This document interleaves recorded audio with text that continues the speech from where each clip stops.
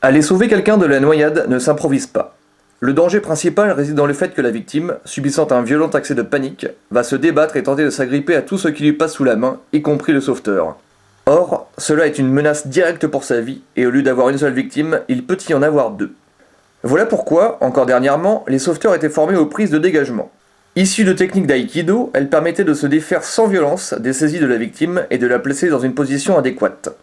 Seulement, les chiffres se sont révélés alarmants. Comme la méthode des prises de dégagement était trop douce, les rangs des maîtres nageurs ont été décimés.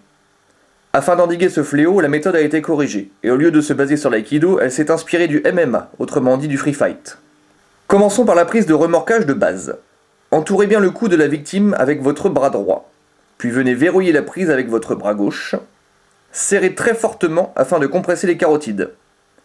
La victime inconsciente ne sera plus un danger, ni pour elle, ni pour vous. La technique d'approche d'une victime en surface est très simple.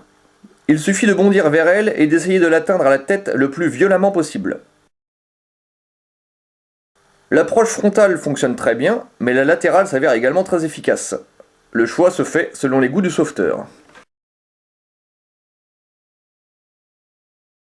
Si vous avez la possibilité de prendre de la hauteur lors de votre intervention, n'hésitez pas. La technique n'en sera que plus efficace.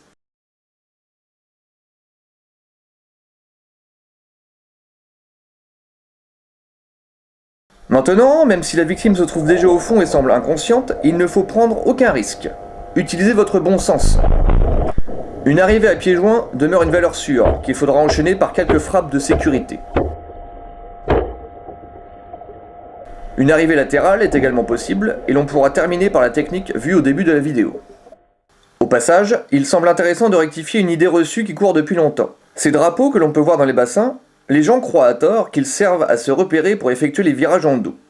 En réalité, il n'en est rien, puisqu'il s'agit de cibles d'entraînement pour les sauveteurs.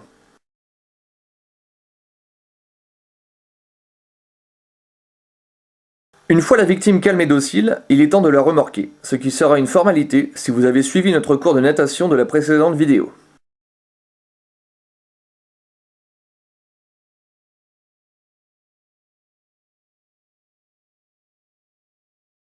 Vous qui êtes usagers, soyez tranquille, les sauveteurs sont surentraînés et veillent à votre sécurité.